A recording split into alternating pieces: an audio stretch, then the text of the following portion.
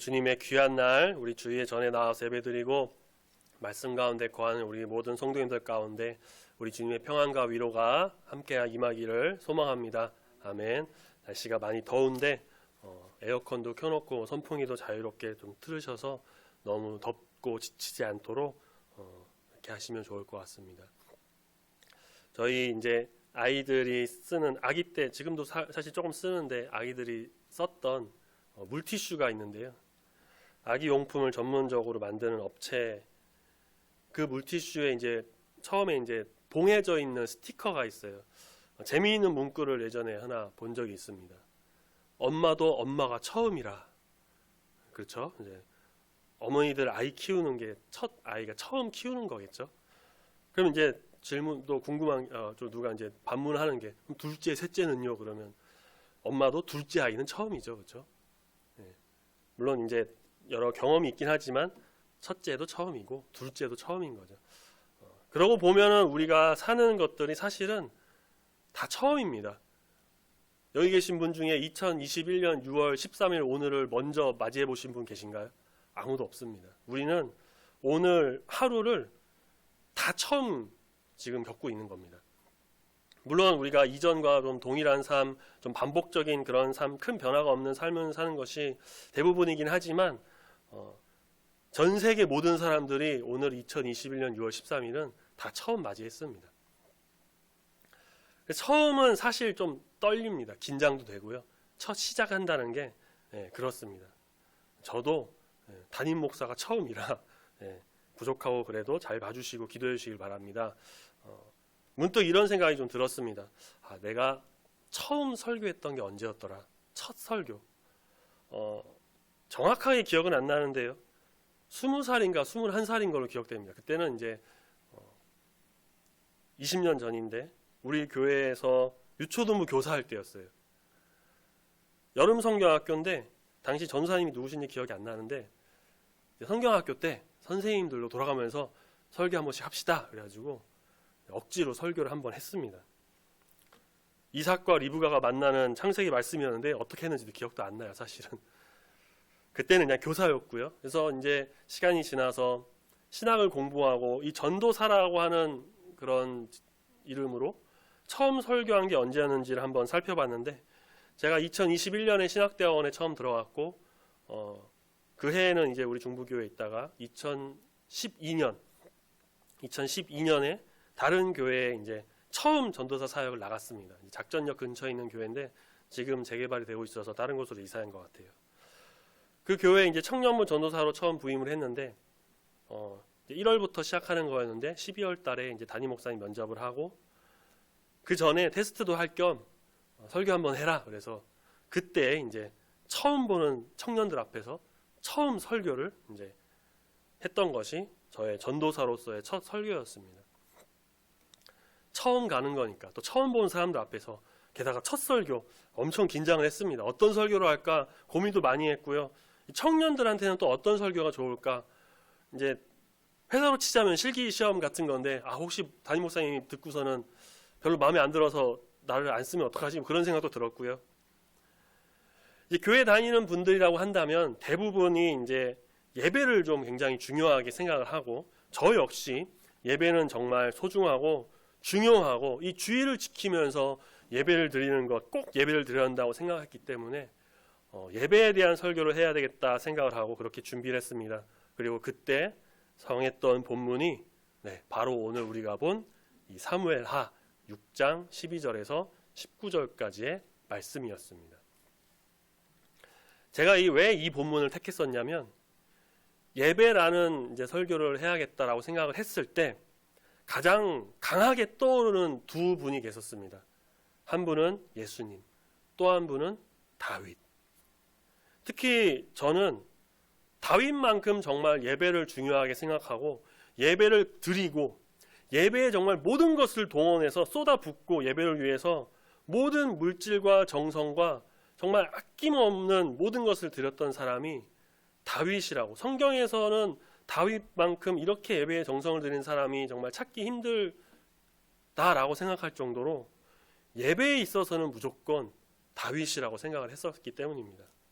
그래서 이 본문을 잡고 다윗의 예배에 대해서 좀 이렇게 청년들과 말씀을 나눴던 것이 10년 전입니다.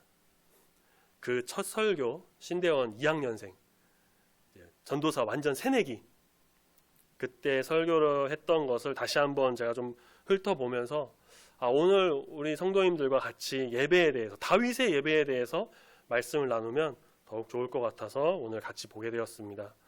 우리가 먼저 말씀 한 군데만 찾아보겠습니다. 아모스 9장 11절입니다. 구약성경 아모스 9장 11절 구약성경 1285페이지쯤에 있습니다. 아모스 9장 11절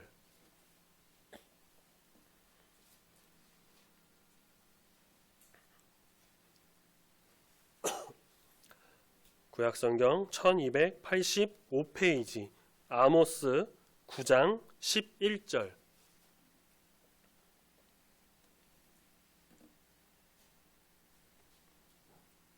아모스서 9장 11절 우리 다 찾으셨으면 한 목소리로 같이 한번 읽어보겠습니다. 그 날에 내가 다윗의 무너진 장막을 일으키고 그것들의 틈을 막으며 그 허물어진 것을 일으켜서 옛적과 같이 세우고. 아멘. 이 아모스 선지자 시대는 다윗이 죽은 지 몇백 년이 흐른 시대입니다. 다윗 시대는 예배도 정말 잘 드리고요. 예배 공동체도 활성화가 되었고 성가대도 있고 찬양대도 다 있었는데 이 아모스 시대는 어떤 시대냐? 북이스라엘의 여로보암 2세 왕 때로 다윗의 길을 따르지 않았고 우상을 숭배하고 하나님 향해서 예배가 드려지지 않았던 그런 시대입니다. 하지만 하나님께서는 그런 이스라엘도 사랑하셔서 아모스 선지자를 통해서 말씀하시기를 그 날에 내가 다윗의 무너진 장막을 다시 일으켜 세우고 옛날처럼 회복시켜 주겠다라고 약속하셨습니다. 무너진 다윗의 장막, 이것은 예배를 회복시키신다는 그런 말인데 왜 하필 또 다윗의 장막일까? 우리가 다윗의 예배를 통해서 예배자의 모습은 어떤 건지, 지금 우리는 어떤 예배를 드려야 하는지, 하나님이 찾으시는 그 예배자, 하나님이 주시는 은혜와 지혜가 우리 가운데 넘쳐나는 귀한 시간 되길 소망합니다. 아멘. 하나님의 궤, 이제 언약궤라고 하는데요. 사울 왕, 다윗 전에 있던 그 사울 왕 초기에는 블레셋 나라와의 전투에서 빼앗겼습니다. 근데 블레셋이 이 언약궤로 인해서 막 나라에 독종도 생기고 있는 곳에 막 어려움도 생기고 사람이 죽고 그러자 그것을 예루살렘 서쪽에 있는 도시 기럇 여아림이라는 곳에 다시 돌려보냅니다. 사울 왕은 사무엘상 14장에 보면은 이 언약궤를 전쟁의 도구로 한번 사용한 것 빼고는 무시하면서 거의 이제 방치하다시피 합니다. 그렇게 언약궤는 약 20년간 기럇 여아림이라는 도시에 그냥 있었습니다. 다윗이 왕이 된 후에 언약궤를 이제 예루살렘에 있는 장막에 다시 가져놓으려 합니다. 이 언약궤가 있어야 할 곳이 어디냐? 장막의 지성소였기 때문이에요. 그래서 다윗은 그것을 이제 본래의 위치로 되돌려 놓으려고 했던 것이죠. 바로 그 지성소에 여호와 하나님의 그 임재가 있었기 때문에 다윗은 서둘러서 언약궤를 예루살렘 장막으로 옮기려고 합니다. 사무엘하, 우리 오늘 말씀 보신 사무엘하 6장 1절 말씀을 보니까 다윗이 이제 3만 명이나 되는 사람을 뽑아서 아주 거대하게 사람들을 행렬을 해서 언약궤를 옮기려고 합니다. 그리고 하나님의 궤를 새 수레, 새거 수레에 실어서 그 수레를 소가 끌게 하고 각종 악기를 동원하고 하나님을 찬양하면서 그렇게 하나님의 궤를, 언약궤를 운반하기 시작합니다. 그런데 그 수레를 끌던 소가 이제 나곤의 타작마당이라는 곳에서 갑자기 날뛰었습니다. 벌레가 있었는지 이 소가 날뛰니까 수레가 흔들리고 그 수레에 실었던 언약궤가 떨어지려고 합니다. 그때 웃사라는 사람이 떨어지면 안 되지 하면서 떨어진 언약궤를 손으로 붙듭니다. 붙잡았습니다. 그런데 말씀 보니 7절에 다시 사무엘하 6장 말씀 돌아오셔서 7절에 보니까 하나님이 웃사가 그것을 이제 잘못한 것으로 보시고 진노하셔서 거기서 바로 쳐서 죽이십니다. 웃사 입장에서는 조금 억울할 수도 있을 것 같아요. 그게 떨어지지 않으려고 자기는 그런 마음에 붙잡은 건데, 하나님의 괴가 망가지지 않게 하려고 했는데 하나님은 그것을 잘못으로 여기시고 그를 쳐서 죽이셨습니다. 사실 웃사가 잘못하기에 앞서서 다윗이 먼저 잘못했습니다. 언약궤를 이동하는 방법이 틀렸습니다. 하나님께서 모세에게 주신 율법 내용으로는 제사장이 언약궤를 어깨에 메고 가도록 되어 있습니다. 그런데 다윗은 율법의 내용을 지키지 않고, 몰랐을 수도 있겠죠. 어쨌든 그 방법대로 하지 않고 자기 그냥 마음대로 자기가 보기에 그래, 새로운 수레, 새 수레에 좀 이렇게 옮기면 좋을 것 같아 라고 자기가 그냥 마음대로 판단해서 언약궤를 운반하는 그 방법에서 실수를 범했던 것이죠. 이에 대한 경고라도 하듯이 이제 소가 날뛰었고 하나님의 궤, 이제 제사장만이 다룰 수 있는 그 언약궤가 떨어지는 것을 웃사가 만져서 그 자리에서 죽습니다. 9절 말씀에 보니까 다윗이 두려워서 도저히 이거를 감당할 수 없을 것이라 다윗은 판단합니다. 여호와의 궤가 어찌 내게 오리요. 그래서 언약궤를 예루살렘 성으로 가져오지 않고 근처에 있던 이제 오벳 에돔이라고 하는 사람 집에 보관합니다. 오벳 에돔은 아마 죽을 맛이었을 것 같아요. 이미 블레셋에서 독종으로 사람이 죽었다, 막 사람이 막 힘들어한다, 지금 웃사가 붙잡다가 또 죽었다, 무시무시한 그 하나님의 궤가 자기 집으로 오는데 왕의 명령은 또 거역할 수가 없고, 그렇게 오벳 에돔의 집에 언약궤가 오는데 말씀에서 우리가 본 것처럼 놀랍게도 그 언약궤가 있었던 석 달 동안 오벳 에돔의 집에 하나님께서 복을 주십니다. 물질의 복, 건강의 복, 자녀의 복 등등. 이 소식을 들은 이제 다윗이 이제 하나님의 진노가 풀렸구나, 조금. 이게 조금 언약궤를 놔둬도 괜찮은 것 같구나. 다시 예루살렘 장막으로 운반할 준비를 합니다. 이번엔 새 수레가 아니라 율법의 내용대로 제사장들을 동원해서 어깨에 들쳐매고 운반하도록 합니다. 13절 말씀에 그렇게 궤를 맨 사람들이 몇 걸음을 걸었나요? 6걸음. 왜 6인지 모르겠지만 어쨌든 하나, 둘, 셋, 넷, 다섯, 6걸음을 걸었는데 아무 일도 일어나지 않습니다. 아무도 죽거나 다치지 않고 아무런 것 없이 평안합니다. 그 자리에서 하나님을 예배합니다. 찬양합니다. 춤추면서 노래 부르면서 온 이스라엘 백성들과 다 함께, 혼자만 예배드린 것이 아니라 다 함께 같이 즐거워하면서 하나님을 찬양합니다. 왜 그랬을까요? 이제 여호와의 궤를 장막으로 무사히 옮길 수가 있구나. 이제 정말 원래 있었던 그 장소에 와서 여호와 하나님께서 그곳에 임재하시겠구나. 옮기는 중에 아무도 죽지 않고 아무 일도 일어나지 않아서 다 무사하구나. 하나님이 오벳 에돔의 집에 복을 내리신 것처럼 이제 이스라엘 온 지역에 복을 내리시겠구나. 이 모든 것들이 다 하나님을 예배하고 찬양할 수 있도록 만들었던 것입니다. 그는 소와 살찐 송아지를 잡아서 번제와 화목제를 드리고요. 예루살렘 도착했을 때 우리가 본 말씀 19절에 보면은 떡 1개, 그리고 고기 1조각, 건포도, 떡 1덩이씩 모든 사람에게 다 나눠줍니다. 다윗의 예배는 바로 이런 예배였습니다. 주변 사람들 보기에는 별일 아닌 것 같아 보이는데 그저 6걸음 걸었을 뿐인데 모든 것이 하나님께서 함께 하셔서 하나님의 은혜가 그렇게 임하여서 생긴 일이라고 본 것이죠. 하나님께서 주관하시고 하나님께서 복을 주시고 하나님께서 만지시고 운행하셨기 때문에 이 일을 통해 하나님이 영광을 받으셔야 되고 하나님이 찬양받으시기에 합당하신 것이니, 도착해서 다 끝나고 나중에 예배드린 것이 아니라 지금 바로 그 자리에서 그 순간에 하나님께 예배를 드려야겠다라고 해서 예배를 드렸던 것입니다. 그리고 그의 예배는 혼자만의 예배로 그친 것이 아니라 온 이스라엘 백성들과 함께 즐거워하면서 기뻐하면서 하나님을 예배합니다.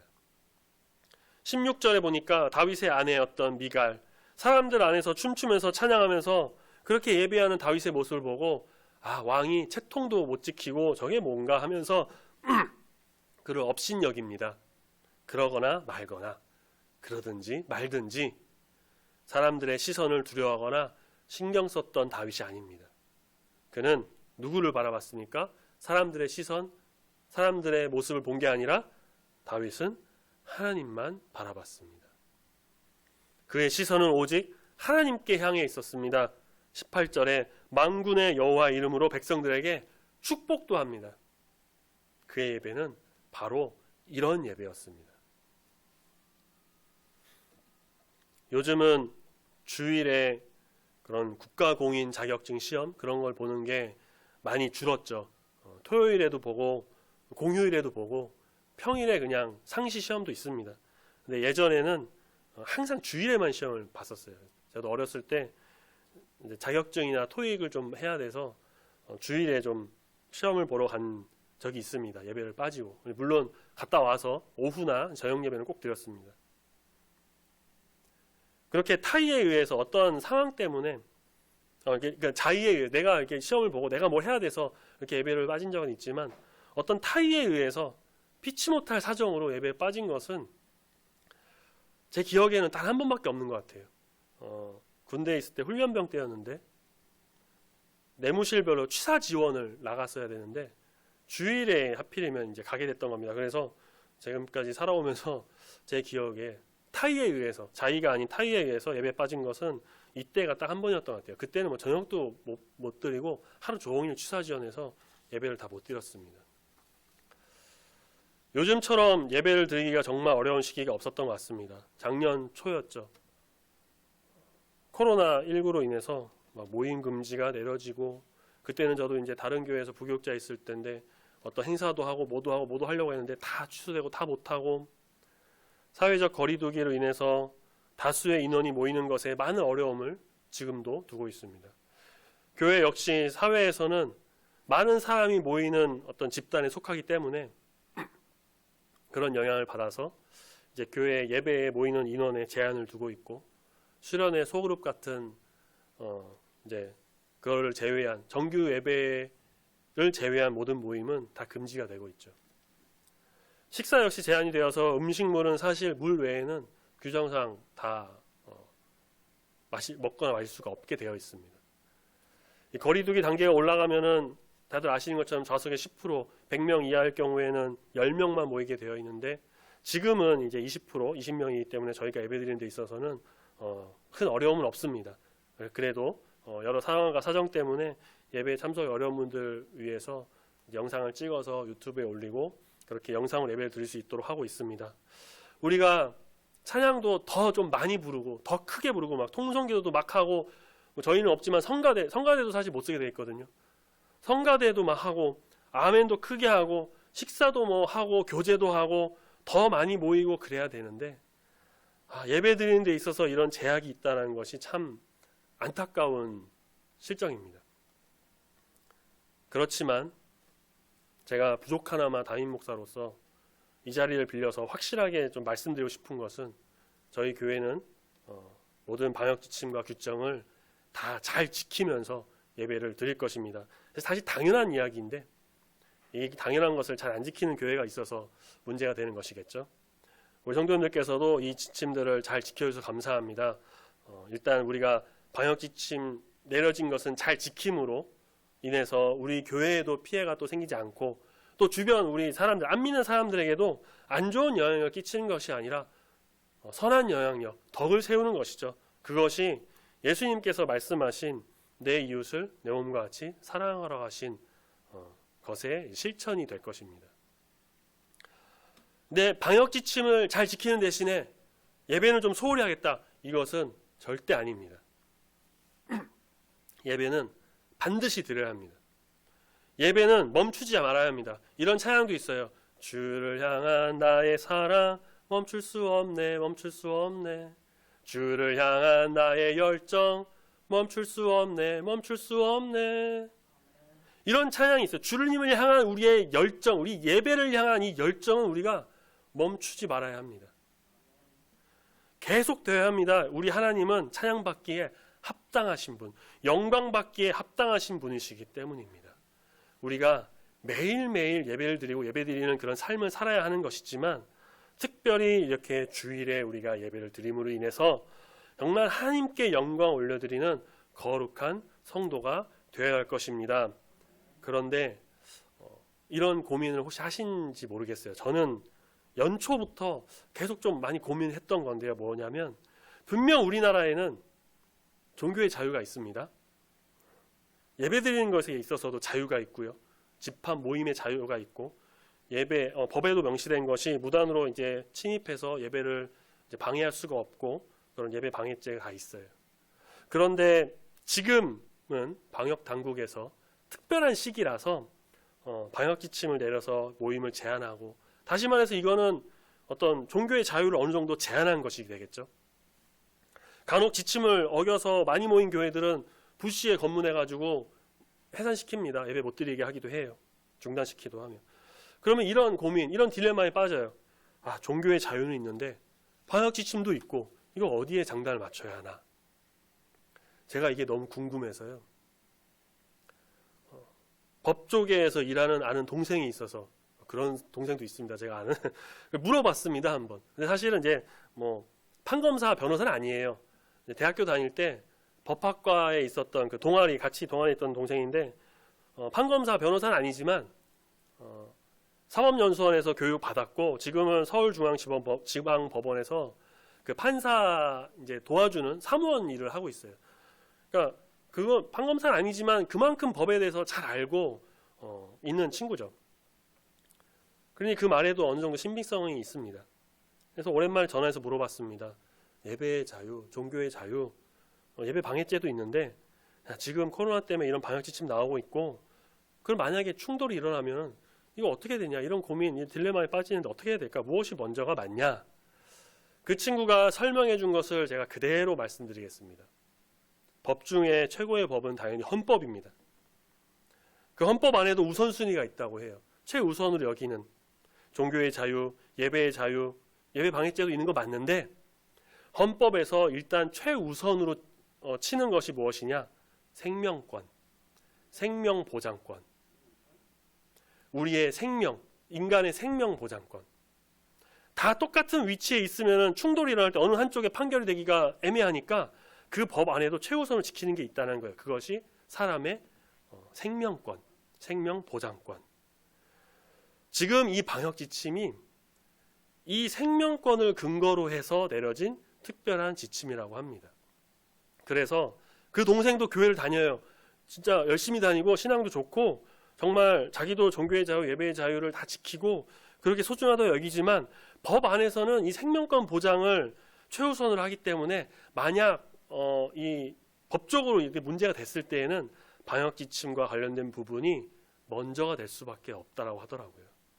그리고 예전에도 이와 비슷한 판례가 또 있었다고 합니다. 참 어려운 문제입니다. 그렇다고 해서 예배를 안 드릴 수도 없고 소홀히 할 수도 없고 모든 예배를 다 온라인 비대면으로 해가지고 다 한다는 것은 또 한계가 있고요. 예배를 법보다 우선시한다고 해갖고서는 그 사람의 신앙과 믿음이 약하다고 함부로 판단할 수는 없습니다. 이것은 믿음과 신앙과는 별개의 문제라고 생각을 해요. 현재 우리나라뿐만 아니라 전 세계가 코로나로 인해서 불안함과 어려움 겪고 있습니다. 뉴스를 보셔 아시겠지만 인도 완전 나라가 쑥대밭이 됐습니다. 백신이 나오고 있지만 여전히 전염성이 강해서 언제 어디서 누가 어떻게 감염되어 걸릴지는 정말 모르는 상황이에요. 이틀 전에 금요일에 사회적 거리두기 발표를 다시 재발표했는데 지금 현재 상황을 다시 3주간 연장한다고 했죠. 그럼 예배를 멈춰야 할까요? 아니요. 예배는 멈추지 않습니다. 예배는 계속 드립니다. 하나님을 향한 예배는 계속되어야 합니다. 다만 방역 지침, 이 정부 지침에 우리가 어긋나지 않게 그것은 잘 맞춰 지키면서 우리가 예배를 드리면 됩니다. 지금까지 우리가 이렇게 해온 것처럼 이 코로나와 어려운 상황이 잘 지나갈 때까지 우리가 조금 참고 견디면서 그렇게 예배를 드리면 됩니다. 아쉬운 부분은 없지 않아 있어요. 교제나 식사, 더 많은 모임을 못하는 것, 그래도 우리가 지금 이렇게 예배를 드릴 수 있다는 것에 우리는 감사하면서 예배를 드리며 나가야 합니다. 특별히 우리는 오늘 말씀 본 것처럼 다윗과 같은 예배를 드려야 합니다. 기쁨의 예배, 찬양의 예배, 영광 올려드리는 예배, 모든 정성을 다 쏟아 부어서 온전히 우리 하나님만 바라보는 예배. 남의 시선을 의식하는 것이 아니라 우리 주님께 눈을 돌려 주님을 바라보며 드리는 귀한 예배를 드리는 우리 예배자가 되는 모든 성도님 되시기를 소망합니다. 예배를 방해한 것들이 많아요. 다윗은 언약궤에 대한 무지가 예배를 방해하게 했고요. 아내 미갈의 업신여김이 예배를 방해했습니다. 우리는 지금 코로나19가 우리의 예배를 방해하고 있습니다. 그 외에도 여러 상황과 세상의 것들이 우리가 예배를 드리지 못하게 방해를 합니다. 그렇지만 우리는 예배를 드립니다. 왜냐? 우리 하나님이 예배받기에, 경배받기에, 영광 받으시기에 합당하신 분이시기 때문입니다.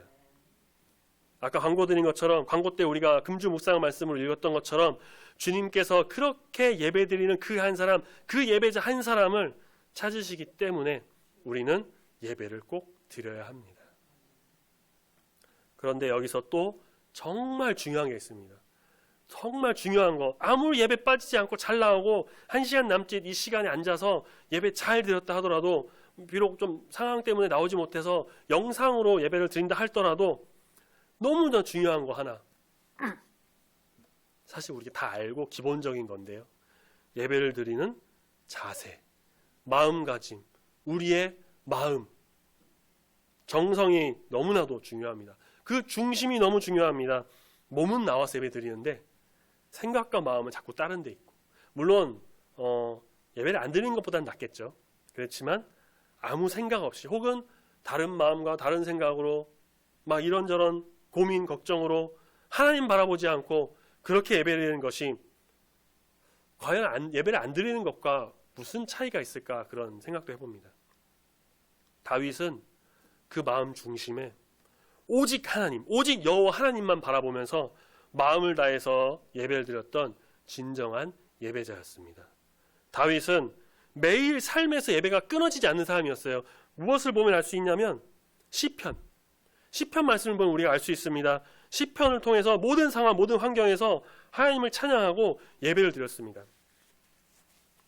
좀 과격한 표현으로 하자면 예배에 미친 사람이라고 할까요? 아들 압살롬 반역으로 쫓겨나고 죽을 뻔한 그 상황에서도 시편 말씀을 보면요, 하나님 찬양하고 예배합니다. 이쯤 되면 다윗을 예배 중독자라고 해도 될 것 같아요. 예배란 바로 이런 것입니다. 영어로 예배가 월십인데요, 가치라는 것을 뜻하는 월스와 신분을 뜻하는 쉽의 합성어로 월십, 이것이 이제 어원이 됩니다. 다시 말해 존경과 존귀를 받을 가치가 있는 존재라는 뜻인데, 그분이 누구냐? 바로 하나님이십니다. 찬양받기 합당하시고 영광받기 합당하신 하나님을 높여 올려드리는 것, 존경과 존귀를 받을 가치가 있는 이 하나님께 모든 영광을 올려드리는 것, 바로 다윗이 드렸던 예배, 우리가 드려야 하는 예배인 것입니다. 그러니 우리는 다른 마음을 갖고 다른 생각을 하고 다른 것을 바라보는 것이 아니라 우리 하나님께만 경배하고 우리 하나님께만 집중해서 모든 예배의 각 순서 하나하나마다 우리 주님을 바라보면서 온전한 예배를 드리며 나가는 우리 모두가 되어야 할 것입니다. 하나님을 향한 존경과 경외심이 수반된 엄숙한 의식이라 해야 될까요? 그것이기 때문에 우리는 더욱 경건한 모습과 마음으로 우리 주 앞에 예배드리며 나가는 예배자가 되어야 할 것입니다. 그렇게 하나님이 찾으시는 그 한 사람, 그 예배자, 다윗과 같은 예배자가 되는, 예배 중독자가 되는 우리 중부교회 모든 성도님 되시기를 소망합니다. 아멘. 아주 짧은 질문 하나만 드리고 말씀 마치겠습니다. 예배자이십니까? 예배자이십니까? 오늘 설교 제목이 다윗의 예배인데요, 제가 이 본문으로 처음 전도사로 갔던 그 교회에서 첫 설교를 할 때 본래 제목이 예배자입니까? 였습니다. 우리는 모두 예배자이십니까? 네, 저와 여러분, 우리 모든 성도님들, 우리 중부교회 모든 성도님들은 다 예배자입니다. 마음과 뜻과 정성을 다해 영과 진리로 예배하는 예배자입니다. 예배를 드리는 데 있어서 조금도 부족한 것 없이 온 마음과 정성을 다해서 우리는 주 앞에 나가는 예배자가 되어야 할 것입니다. 제가 오래전에 어떤 분인지 기억은 잘 안 나는데 이런 이야기를 들은 적이 있습니다. 주일에 집에서 예배드리러 가기 위해 준비하면서부터 이미 예배가 시작되었다. 그만큼 예배드리는 그 마음가짐이 제대로 준비가 되어 있고 정성을 다해야 한다는 것입니다. 다윗은 작은 것에도 기뻐하면서 하나님을 찬양하고 예배드렸습니다. 혼자만이 아니라 백성들과 다 함께 즐거워하면서 먹을 것도 주면서 감사함으로 하나님께 예배를 드렸습니다. 우리 예배가 모두 함께 모여서 즐거워하면서 기뻐하면서 감사를 드리며 그렇게 나아가는 예배가 되기를 소망합니다. 더워서 나오기도 싫고 좀 귀찮고 피곤하고 코로나 때문에 불안하고 꼭 이렇게까지 예배를 드려야 되나 인간적인 마음이라면 들 수도 있어요. 그렇지만 우리는 인간적인 마음이 아니라 하나님을 바라보는 마음으로 예배드려야 합니다. 세상의 것에 휘둘리는 것이 아니라 그렇게 예배드리는 것이 아니라 하나님을 향해서 하나님을 경배하면서 예배드리는 예배자. 요한복음 4장 24절 말씀, 그 주보에 있는 묵상의 말씀 바로 다음 절에 있는 요한복음 4장 24절, 신령과 진정으로 영과 진리로 드리는 예배자. 우리 모든 것을 다해서 최고의 것을 주 앞에 드리면서 모든 영광과 존귀와 찬양받기 합당하신 우리 하나님께 경배하는 그런 예배를 드리는 예배자가 되는 우리 중부교회 모든 성도님 되시기를 소망합니다. 아멘. 앞에서도 말씀드렸지만 현재의 시점에서는 이 코로나라고 하는 조금 특수한 상황이 있기 때문에 우리가 방역 지침은 좀 잘 지키면서, 지금 잘 지키시고 계시지만 잘 지키면서, 그래서 세상 사람들에게는 덕을 세우고 선한 영향을 끼치고 우리는 교회에서 예배는 예배대로 온전히 주 앞에 드리면서 그렇게 예배자로 세워지는 우리 모두가 되기를 소망합니다. 아멘. 다 같이 기도하겠습니다.